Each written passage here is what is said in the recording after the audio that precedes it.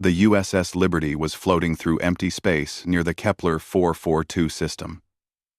It was a Tuesday, or at least that is what the ship calendar said. In deep space, all days felt the same. Captain Jake Morrison stood near the main screen with a cup of coffee in his hand.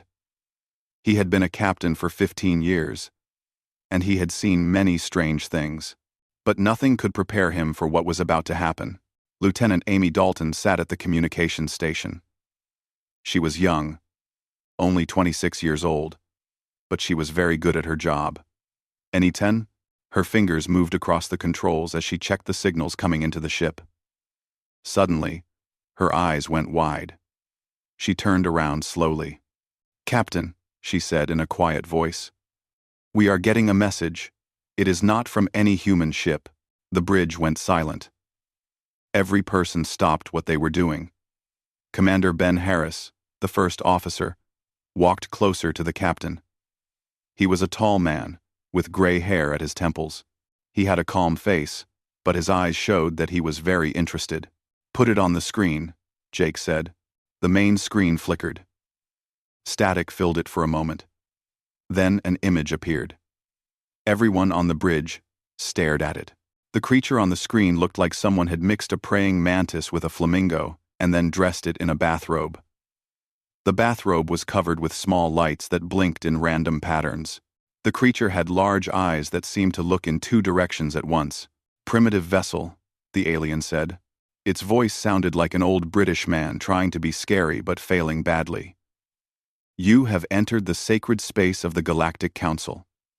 Prepare to be assessed." Jake looked at Ben. Ben was pressing his lips together very hard. His shoulders were shaking a little. At the navigation console, Ensign Chris Novak suddenly had a coughing fit. He covered his mouth and turned away from the screen. "Assessed?" Jake asked. He kept his voice calm and professional. "What does that mean exactly?" "It means we shall look at your species and decide if you are worthy," the alien said. It lifted what might have been an arm in a dramatic way. "We shall determine if you deserve to be acknowledged by the Great Galactic Council." "I see," Jake said. He took a sip of his coffee. "And who are you, if I may ask?" "I am Harold Zix of the 3rd Proclamation Division," the alien announced. "I speak for the Council in matters of first contact with lesser species." Amy made a small sound. Jake glanced at her. She had her hand over her mouth and her eyes were watering. She gave him a thumbs up to show she was okay. "Well, Harold Zix," Jake said, "we would be honored to learn more about this Galactic Council. Please, tell us everything." This was a mistake. Jake did not know it yet, but he had just invited the alien to give a presentation. And the alien was very excited to do so. "Excellent," Zix said. "I shall now educate you on the glory and history of the Galactic Council. Please, observe." The screen changed. A holographic display appeared showing colorful charts and images. Strange music began to play. It sounded like someone was strangling a cat while playing a broken keyboard. 10,000 years ago, Zix began in a deep voice, the first species achieved space travel in this region of the galaxy. The presentation went on. And on. And on. Zix explained the history of every species in the Council. He showed charts about their population numbers. He displayed graphs about their economic systems. At one point, 3 other aliens appeared on the screen and performed what could only be called a dance. They waved their limbs around and made honking sounds while Zix narrated their movements as a sacred ritual of greeting. After 20 minutes, Lieutenant Greg Palmer at the weapons station was holding his stomach. His face was red, and he was breathing hard through his nose. Ensign Novak had given up pretending to cough and was simply facing the wall with his shoulders shaking. After 30 minutes, Zix began reading from what he called the sacred documents of Foundation. His voice became even more dramatic. He pronounced every word like it was the most important thing ever said. The documents appeared to be mostly about proper meeting procedures and how to fill out forms correctly. After 40 minutes, the presentation finally ended. Zix struck a final pose with his limbs spread wide.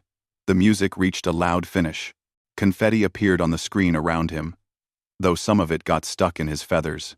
And that, Zix announced proudly, is why the Galactic Council is the supreme authority of 17 star systems. The bridge was silent. Amy had tears running down her cheeks. She wiped them away quickly. Ben leaned close to Jake and whispered, 17 star systems? We have colonies in 43, and we have only been in space for 300 years. Jake nodded slightly. He kept his face serious. That was very impressive, Harold Zix, he said. Truly educational. We are honored by this detailed presentation. Zix seemed pleased. His feathers puffed up a little.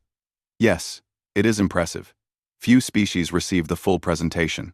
You should feel privileged. We do, Jake said. We absolutely do. Now, we would very much like to meet this Galactic Council in person. Would that be possible? Zix tilted his head. His eyes moved in different directions as he considered this. Normally, a new species must wait 73 cycles before being granted an audience. But your vessel has shown proper respect by listening to the entire presentation without interruption. This is rare. Most species fall asleep or begin making distressed sounds. We are very good at listening, Jake said. Behind him, someone snorted. He did not turn around to see who it was. Very well, Zix said. I shall escort your vessel to Station Glorix 7, the heart of the Galactic Council. There, you shall meet the representatives of 12 great species. You shall witness the center of civilization in this region of space. We look forward to it, Jake said. The screen went dark. For a moment, nobody moved. Then, Ben let out a long breath. Did that just happen? He asked. It did, Jake said. He finished his coffee. And, apparently, we are now going to meet the leaders of galactic civilization. Amy turned around. Her face was still red. Sir, did you see their ship while we were talking? I ran a scan. What did you find? Their engines are based on ion propulsion. Very basic. We stopped using that design 200 years ago. And their engines. And Chris Novak finally turned back around. Their weapons systems looked like they were from a museum. I have seen better guns on old cargo ships. And their shields, Greg Palmer added. If they even have shields. I could not detect any energy barriers at all. Jake looked at his crew. They were all thinking the same thing. This great and powerful Galactic Council, the supreme authority of 17 star systems, had technology that humans had moved past long ago. Well, Jake said slowly, this is going to be interesting. Ben smiled. Permission to speak freely, sir? Go ahead. I think we are about to make some aliens very confused. Jake laughed. It was a real laugh, the first one he had let out since the transmission began. Set a course to follow Harold Zix, he ordered. And, someone please save a recording of that presentation. I want to show it to Admiral Costa when we get back. She is never going to believe this. And, the USS Liberty turned and began to follow the alien ship. Ahead of them, Harold Zix flew toward Station Glorix 7, completely unaware that the primitive species he had just assessed was about to turn everything the Galactic Council believed upside down. On the bridge, the crew finally allowed themselves to laugh. It was going to be a very interesting few days. The journey to Station Glorix 7 took 4 hours. For the USS Liberty, this was a slow trip. They had to match the speed of Harold Zix's ship, which moved through space like an old man walking through mud. Lieutenant Amy Dalton calculated that if the Liberty had traveled alone, the trip would have taken 12 minutes. When they finally arrived, Captain Jake Morrison stood at the window and looked at the station. It was large. He had to admit that. The structure spread out in all directions like a metal flower floating in space. Lights blinked across its surface in patterns that probably meant something important to someone. It is pretty, Commander Ben Harris said, standing next to him. It is, Jake agreed. Very shiny.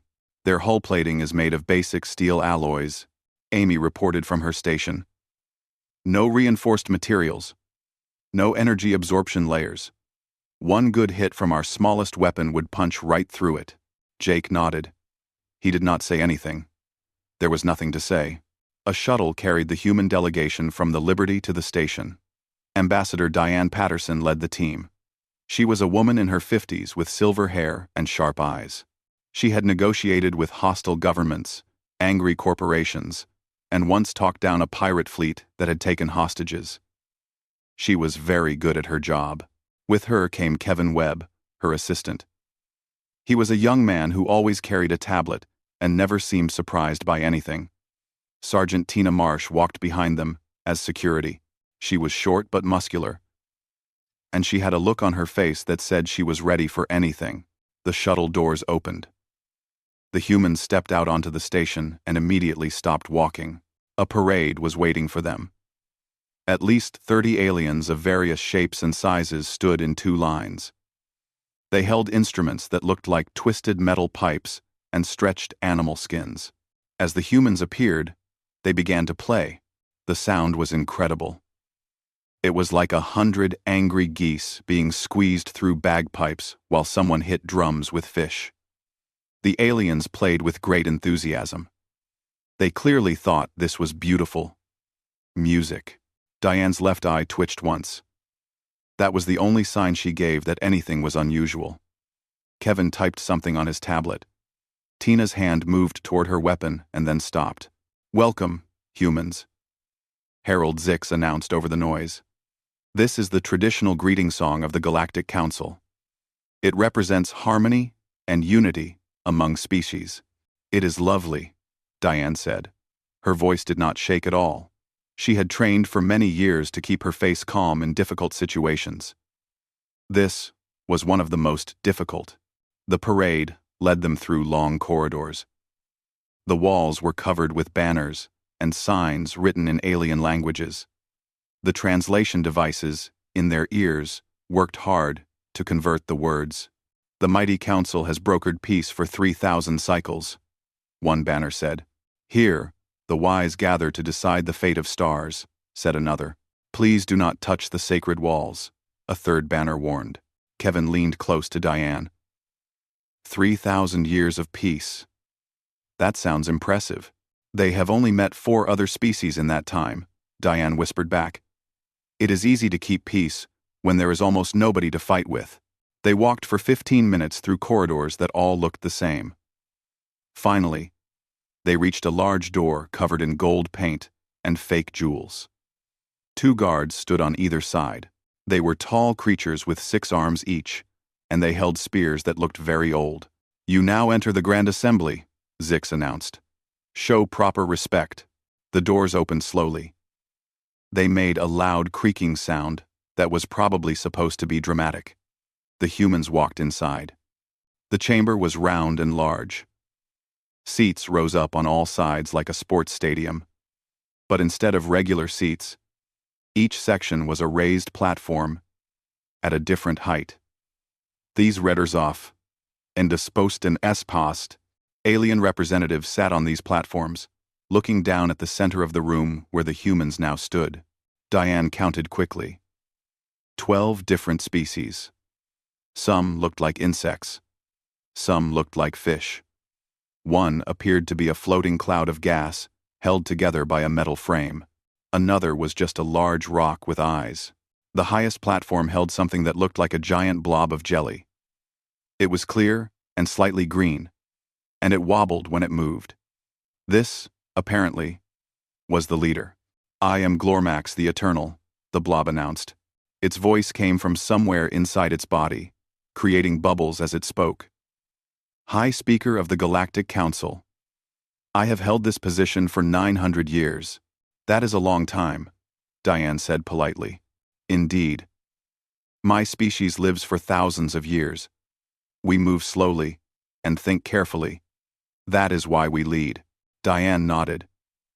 She did not mention that her grandmother was still alive at 140 years old. Thanks to human medical technology. and was currently running marathons on Mars. Humans, Glormax continued. You have been brought here to answer questions. The Council wishes to understand your species before deciding if you are worthy of membership. We are happy to answer any questions, Diane said.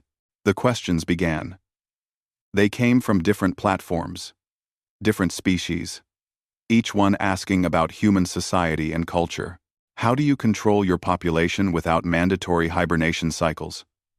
Asked a thin creature covered in scales. We do not hibernate, Kevin answered. We are active all year. A gasp went through the chamber. Several aliens made sounds of horror. But how do you prevent your people from becoming too active? The scaled alien demanded. Without forced rest periods, surely they would exhaust all resources. We manage our resources through trade and production, Diane explained. People work and buy things they need. They work, all of them? Without mandatory rest assignments? Most of them, yes. The aliens looked at each other in shock. One of them fainted. At least, Kevin assumed it fainted. It fell off its platform, and other aliens rushed to help it. How often do your people eat? Asked the gas cloud alien. Usually 3 times per day, Diane said. More gasps. One alien started crying. Another began writing furiously on a glowing tablet. 3 times per day? That is madness. Our species eats once per week. More than that would be pure greed. Human bodies require more energy, Kevin explained. We burn calories quickly because we are always doing things. Always doing things, repeated the rock alien in a horrified voice. What kind of things? Quote, what kind of things? Quote, working, building, exploring, exercising, creating art, playing games. The chamber fell silent. Every alien stared at the humans, like they were looking at monsters. Glormax wobbled forward. You are saying that humans spend most of their time being active? Moving? Doing things? Yes, Diane confirmed. And you sleep every night? About 8 hours, usually. Every single night? Not every 3rd night? Or every 5th night? Every single night? That is correct. Glormax made a bubbling sound that might have been disbelief. Do your people at least need permission to travel? Surely there are forms to fill out. Waiting periods. Approval committees. Diane glanced at Tina, who was biting her lip very hard.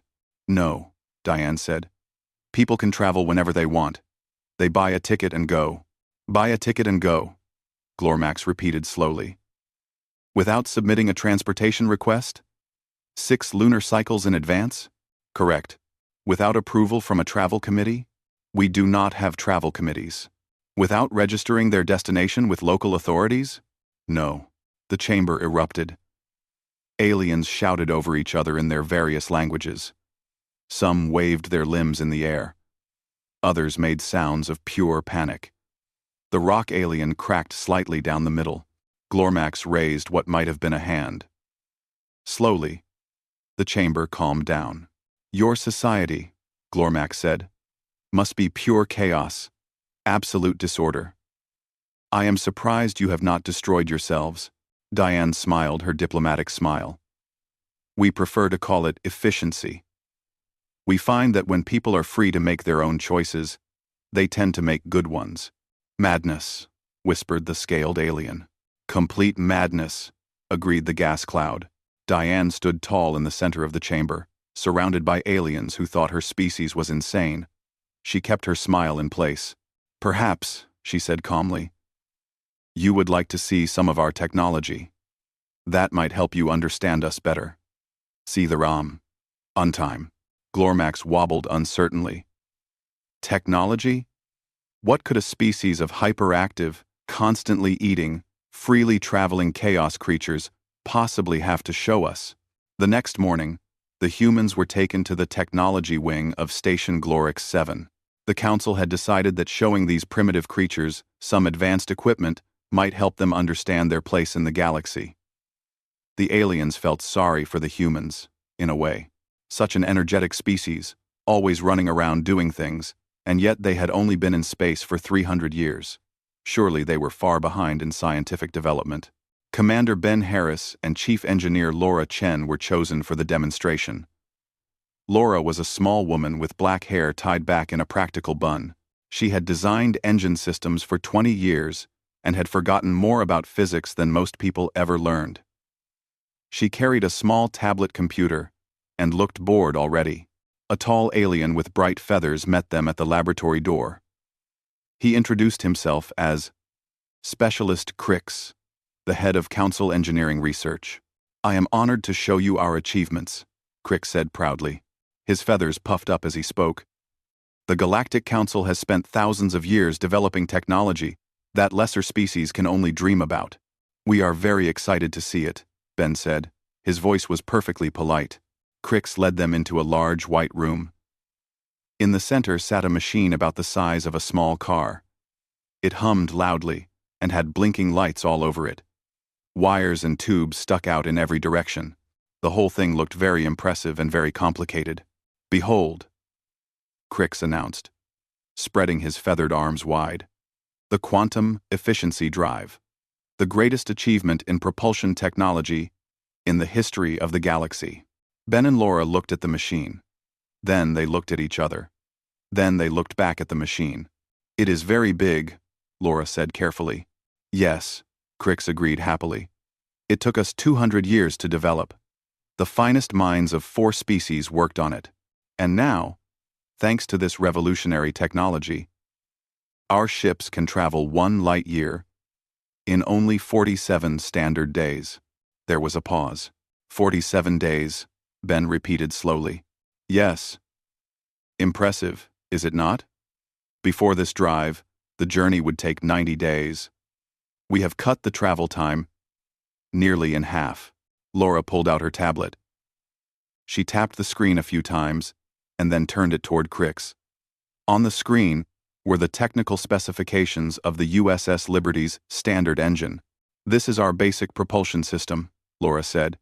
"It can travel 1 light year in about 6 hours. Crix stared at the screen. His feathers slowly flattened against his body until he looked like a wet bird that had been left out in the rain. 6 hours? His voice came out as a squeak. "That is our older model," Ben added. "The new ships do it in 4 hours. The experimental ones can do it in 2. But those are still being tested." Crix made a sound like air escaping from a balloon. He reached out and touched the tablet screen, as if he could not believe what he was seeing. "But how?" he asked. "Your species has had spaceflight for only 3 centuries. We have been traveling the stars for 12,000 years." Laura shrugged. "We were motivated. Also, we are very impatient. 47 days for 1 light year would make us crazy." Crix stood frozen for a long moment. Then he shook himself and straightened his feathers. "Well," he said, "perhaps propulsion is not our greatest strength. Let me show you our communication systems." He led them to another part of the laboratory. Here, a massive array of dishes and antennas pointed in various directions. Screens showed waves and signals bouncing between points. "Our long-range communication network," Crix said, though his voice had lost some of its earlier pride. "It allows instant communication across distances up to 12 light years." 12 light years, Laura said. "Yes. We can speak to any ship or station within 12 light years with no delay." Laura typed on her tablet again. "Our quantum-entangled communication network covers the entire Milky Way galaxy. Any human ship can contact any other human ship or station instantly, regardless of distance." Crix looked at the tablet. He looked at his communication array. He looked back at the tablet. His beak opened and closed several times. But no sound came out. "The entire galaxy?" he finally whispered. "We found the 12 light-year limitation frustrating," Ben explained. "So we developed something better." Crix led them through the rest of the laboratory in silence. Each time he showed them a council achievement, Laura pulled up the human equivalent on her tablet. Each time, the human technology was vastly superior. The Council's advanced medical pods could heal minor wounds in a few hours. Human nanomedical technology could regrow entire limbs in 2 days. The Council's strongest building material was a metal alloy developed over 5,000 years. Humans had invented stronger materials in their first century of space travel. The Council's most powerful computer could perform 1 trillion calculations per second. Human quantum computers performed calculations that the Council's machines could not even measure. By the time they reached the weapons section, Crix had stopped talking entirely. He simply pointed at things and waited for Laura to show him why human technology was better. "Your plasma cannons are interesting," Laura said, looking at a row of weapons. "We used similar designs about 200 years ago. Then, we moved on to focused energy beams, then to particle disruptors, then to quantum state destabilizers." "What is a quantum state destabilizer?" Crix asked weakly. "It makes molecules forget how to be molecules," Ben said. "The target just falls apart at the atomic level." Crix sat down on the floor. He did not seem to care that it was not proper behavior for a specialist. He just sat and stared at nothing. "I do not understand," he said quietly. "We have had 12,000 years. You have had 300. How is this possible?" Laura put away her tablet. She felt a little bad for the alien. He looked so defeated. "Humans do not like waiting," she explained gently. "When we see a problem, we want to fix it right now. Not in 100 years. Not in 1,000 years. Now." "But rushing leads to mistakes," Crix said. "Our slow and careful approach prevents errors." "True," Ben agreed. "We make a lot of mistakes. We blow things up. We build things wrong. We have accidents. But we learn from each mistake very quickly, and try again, and again, and again, until we get it right. Your species destroys things and considers this progress? Sometimes destruction teaches you more than success," Laura said. "We learn what does not work, and then we try something different. We do not stop trying until we succeed." Crix shook his head slowly. His feathers stayed flat against his body. "We have been doing the same things for thousands of years because they work," he said. "We never thought to look for better ways." "There is nothing wrong with that approach," Ben said kindly. "It is safe. It is stable. It keeps your people alive. But it kept us standing still while you ran past us." They stood in silence for a moment. The laboratory suddenly seemed very small and very old. "Perhaps," Crix said slowly, "the Council has been wrong about many things. We thought we were the most advanced civilization in this region of space. We thought younger species needed our guidance. But you do not need guidance, do you? Everyone can learn from everyone else," Laura said. "We have technology you do not have. But you have thousands of years of experience living in space. You know things about dealing with alien species that we are only beginning to learn." "You are being kind," Crix said. "But I have seen the truth now. The Galactic Council is not the leader of anything. We are just old and slow, and afraid to change." Ben reached down and offered Crix a hand. The alien looked at it in confusion. "It is a human gesture," Ben explained. "It means we want to help you stand up." Crix reached out with one feathered limb and grabbed Ben's hand. Ben pulled him to his feet. "Thank you," Crix said. "You are welcome. And do not be too hard on yourself. Change is difficult for everyone, but it is never too late to start." Crix looked around his laboratory with new eyes. Everything here was old. Everything here was comfortable. Nothing here had been truly new in centuries. "Perhaps," he said slowly, "it is time to try something different." Laura smiled. "That is the spirit. Now, would you like us to explain how our engines actually work? I think you would find it interesting." For the first time since the demonstration began, Crix's feathers started to lift again. "Yes," he said. "I would like that very much." The third day on Station Glorix 7 began quietly. Ambassador Diane Patterson was eating breakfast in her quarters when the alarm started. Red lights flashed on the walls. A loud horn sounded over and over. A voice spoke in the alien language, too fast for her translator to keep up. Kevin Webb ran into her room without knocking. "Something is happening. The Council is gathering in the emergency chamber." They moved quickly through the station. Other aliens ran past them in panic. Some were making high-pitched screaming sounds. Others had collapsed on the floor and were shaking. Whatever was happening, it had scared them very badly. The emergency chamber was smaller than the grand assembly but just as full. All 12 species were present, and they all looked terrified. Glormax the Eternal wobbled in the center, his body bubbling faster than usual. That was probably a sign of stress. Captain Jake Morrison was already there with Commander Harris and Sergeant Marsh. Jake caught Diane's eye and shook his head slightly. He did not know what was happening, either. Silence, Glormax announced. The room slowly grew quiet, though the sounds of panic from outside could still be heard. We face a catastrophe. The worst threat in 500 years. He pressed a control, and a holographic image appeared in the air. It showed space outside the station. Moving toward them was a group of ships. They were black and covered in spikes, designed to look scary. Each one was about the size of the USS Liberty. The dread fleet of the Void Wanderers, Glormax said. They have returned. Who are the Void Wanderers? Jake asked. Raiders. Destroyers. They travel from system to system, demanding tribute. If a civilization refuses to pay, they attack. They have destroyed 3 stations in this region over the last 1,000 years. How many ships in this dread fleet?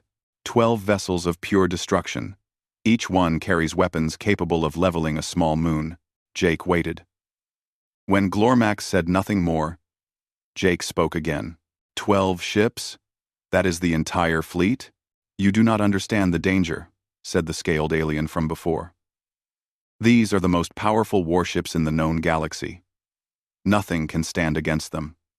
Well, Jake looked at Ben. Ben was doing quiet calculations on his tablet. Sir, Ben whispered, the Liberty alone could handle this. Those ships are using technology similar to the Council's. Our shields would block their weapons easily. Our guns would cut through their armor in seconds. Are you sure? Completely sure. If we called the Third Fleet, we would have enough firepower to destroy 100 of those ships.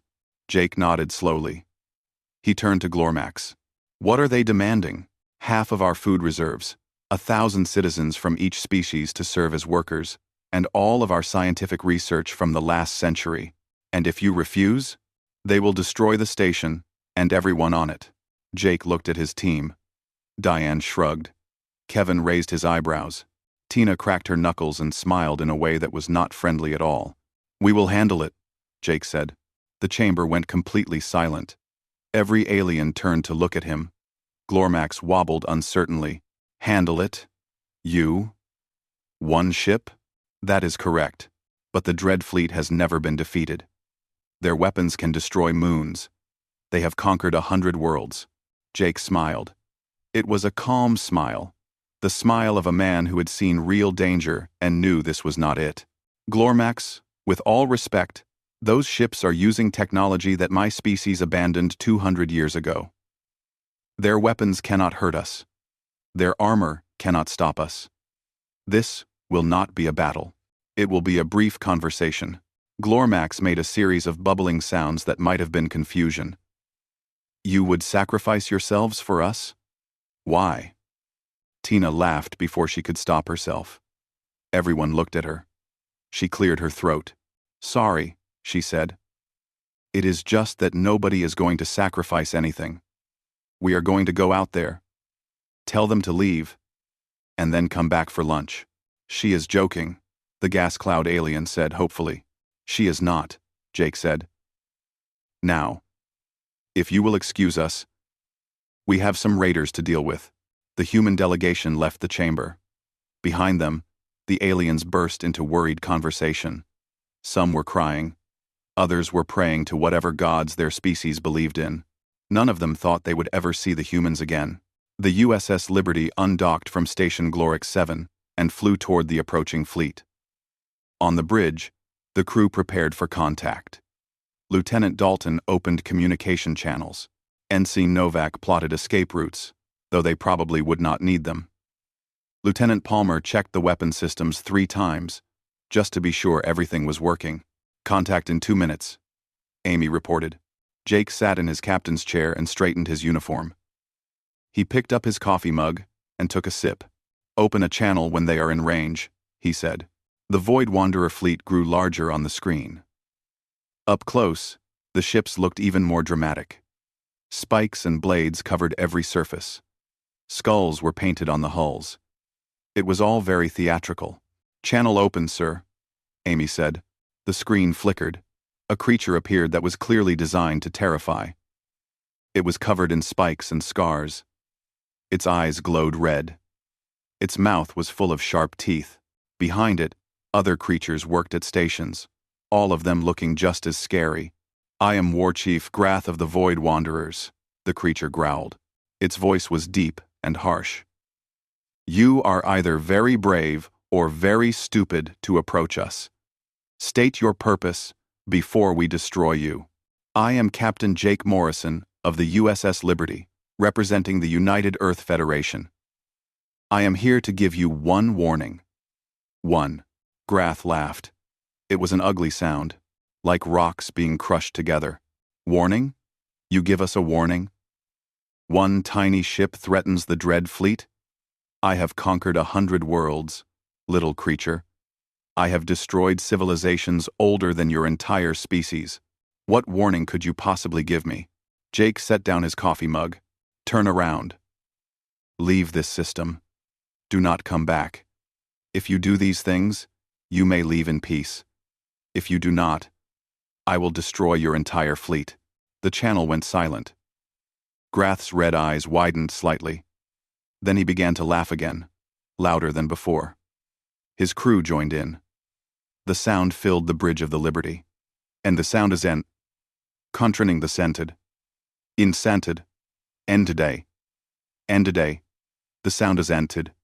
End-a-day. You amuse me, tiny creature. For that, I will kill you quickly instead of slowly. All ships, prepare to fire on my command. Jake did not react. He simply nodded to Lieutenant Palmer. Lieutenant, target the lead vessel. Fire one warning shot across their bow. Keep it close. Yes, sir. The Liberty's main cannon powered up. It made a low humming sound that grew louder and louder. On the screen, Grath's laughter faded as sensors on his ship detected the energy building in the human weapon. What is that? Grath demanded.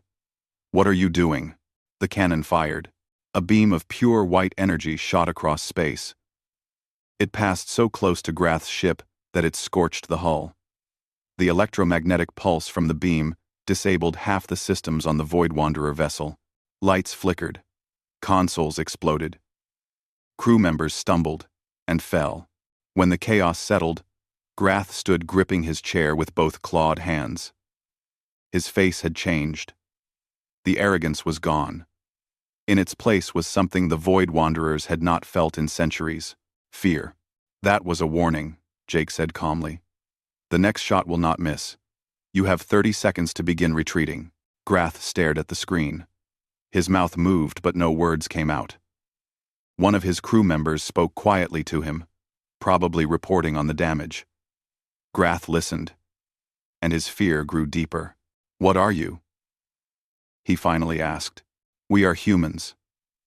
We are new to this region of space, and we do not respond well to threats. Jake leaned forward slightly. 20 seconds. 20 seconds.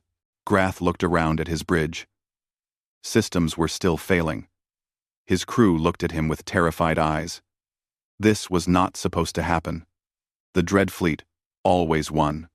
Always. All ships, Grath said slowly. Turn around. We are leaving. A wise choice, Jake said. This is not over, human. We will learn about you. We will find your weaknesses. We will return. Jake picked up his coffee mug again. You are welcome to try. But I should mention that this is one of our smaller ships. We have thousands more. Some of them make this vessel look like a toy. So when you are planning your return, keep that in mind. He took a sip of his coffee. 15 seconds. The Void Wanderer fleet turned. Their engines fired, and they began to move away. Slowly, at first, then faster and faster. Within a minute, they were running at maximum speed toward the edge of the system. The bridge crew watched them go. Nobody cheered. Nobody celebrated. It had been too easy for celebration. "Sir," Amy said, "Station Glorix 7 is hailing us. They want to know what happened." Jake finished his coffee and smiled. "Tell them the situation has been resolved. We will be back for lunch." The return to Station Glorix 7 was unlike anything the humans expected. When the shuttle doors opened, thousands of aliens were waiting. They filled the corridors, the platforms, every available space, and they were cheering. The sound was strange because each species cheered differently. Some made high-pitched whistles. Others stomped their feet or claws or whatever they walked on. The gas cloud aliens flickered with bright colors. Even the rock aliens were vibrating in what seemed to be happiness. Ambassador Diane Patterson stepped out first, followed by the rest of the delegation. The crowd surged forward, but was held back by guards. Aliens reached out to touch the humans as they passed, as if they could not believe these creatures were real. "This is a bit much," Kevin Webb said quietly. "Smile and wave," Diane replied. "We just became heroes." The Grand Assembly was packed full when they arrived. Every platform was overflowing with aliens. The walls were covered with banners that had been made quickly in the last hour. Most of them said things like, "Thank you, humans," and "Our saviors from the stars," in badly translated Earth languages. Glormax the Eternal waited in the center of the room. The high speaker seemed different somehow. Smaller, maybe, or just less confident. When the humans approached, Glormax bowed low. His whole body bent toward the floor. "Heroes of the Galactic Council," Glormax announced. "You have done what we believed impossible. The Dread Fleet has terrorized this region of space for 800 years. No one has ever driven them away. No one has ever made them afraid. Until you." The chamber erupted in cheers again. It took several minutes for the noise to calm down. "We are grateful," Jake said. "But we did not do anything special. We simply convinced them that fighting was not in their best interest." Quote, "You fired one shot," said the scaled alien from the third platform. "Our sensors recorded it. One shot from one ship, and it nearly destroyed their leader's vessel." "It was a warning shot," Lieutenant Palmer said. "If I had been trying to destroy them, there would be nothing left." The chamber went quiet. The aliens looked at each other nervously. They had just witnessed human technology in action, but hearing it stated so simply was still shocking. "You could have destroyed all 12 ships?" Glormax asked. "In about 2 minutes," Commander Harris confirmed. "Our weapons are very effective, and you only have one ship here. You said you have thousands more. Many thousands. Earth alone has over 500 warships. The colonies have thousands more. If the Void Wanderers had attacked Earth directly, they would have faced a fleet so large it would block out the stars." Glormax wobbled in place for a long moment. The information was difficult to process. "We do not understand," Glormax finally said. "Your species is young. By the standards of this region, you are children. You should be primitive. Your technology should be basic. Instead, you laugh at threats that have terrified us for centuries. You treat our greatest achievements as museum pieces. You defeat enemies that we believed invincible. How is this possible?" Our, Diane stepped forward. This was the question she had been waiting for. "High Speaker, humanity has spent most of its existence struggling, fighting, nearly destroying itself, over and over again." "That sounds terrible," said the gas cloud alien. "It was terrible. We have had wars that killed millions of people, diseases that wiped out entire populations. We have built weapons capable of ending all life on our planet, and we came very close to using them. We have experienced every disaster you can imagine, and many you cannot." The chamber was completely silent now. Every alien listened, carefully. But each time something knocked us down, we got back up. Each time we faced extinction, we found a way to survive. Each time someone told us something was impossible, we proved them wrong. Not because we are smarter than other species. Not because we are stronger. But because we refuse to give up. Kevin stepped forward to add his thoughts. Our history is full of people who faced impossible situations and won. People who were told they could not do something and did it anyway. It is part of who we are. We do not accept limits. Your strength comes from your suffering? Glormax asked. Our strength comes from refusing to let suffering stop us, Jake said. The universe tried to destroy us many times. We survived every attempt. And each time we survived, we became stronger. We learned. We improved. We pushed forward. Glormax was quiet for a long time.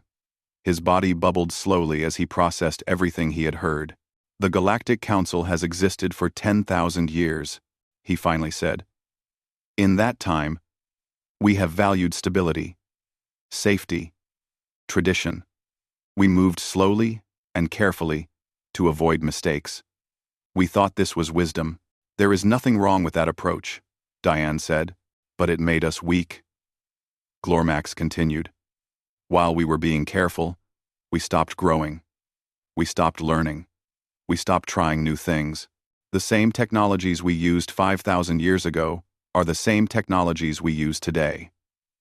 The same problems we faced then, we still face now. Nothing changes because we are afraid of change.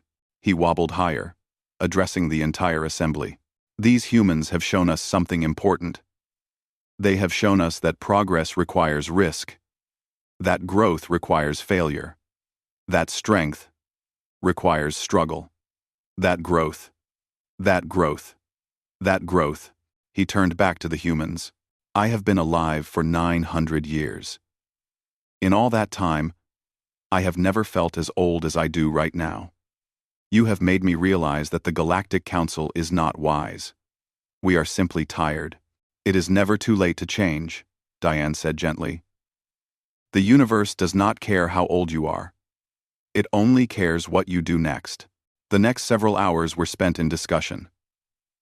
The humans and the council talked about cooperation, about technology sharing, about what the future could look like if they worked together. The council had knowledge that humanity could use. They had mapped thousands of star systems. They had records of species that had risen and fallen over 10,000 years. They knew the dangers of the galaxy in ways that humans did not. And humans had energy that the council had lost. Creativity, drive, the willingness to try new things, and fail, and try again. This could be the beginning of something wonderful, Diane said as the discussions wound down. Neither of us is complete on our own, but together, we could be something greater than either of us ever imagined. Glormax extended a part of his body that might have been a hand. Diane reached out and shook it. The gesture was awkward because Glormax's body was cold and sticky, but the meaning was clear. Then let it begin, Glormax said. Let the first true alliance in the history of the Galactic Council start today. The chamber cheered one final time. Aliens who had been afraid of humans a day ago now looked at them with hope. Perhaps the universe was not as scary as they thought. Perhaps, with the right friends, anything was possible. Late that night, the USS Liberty prepared to leave. A treaty had been signed. Agreements had been made. Human ambassadors would stay on the station to continue discussions, while the Liberty returned to Earth to report what had happened. Captain Morrison stood on the bridge, looking at Station Glorix 7 on the view screen. Commander Harris stood beside him. Think they will be okay? Ben asked. Jake watched the station for a moment. Inside, thousands of aliens were seeing the universe differently for the first time. They were scared. Probably. Change was always scary. But they were also excited. Give them a few centuries, Jake said. With the right motivation, anyone can surprise you. He turned away from the screen and sat in his captain's chair. Besides, he added with a grin. If they need more motivation, we can always come back and laugh at them some more. Sometimes, that is all the push anyone needs. Ben smiled. Setting course for Earth, sir. Set course for Earth. The Admiral is going to love this story. The USS Liberty turned toward home. Its engines powered up, and in a flash of light, it was gone. Behind it, Station Glorix 7 hung in space, full of aliens who were beginning to understand something important. The universe was vast and dangerous. But somewhere out there, a young species had proven that courage and determination could overcome anything. And now, for the first time in 10,000 years, the Galactic Council was ready to be brave again. The stars waited patiently, as they always did. But something had changed. Humanity had arrived, and nothing would ever be the same. The end. Quite a lot, actually, Kevin said, unable to stop himself. Quite a lot.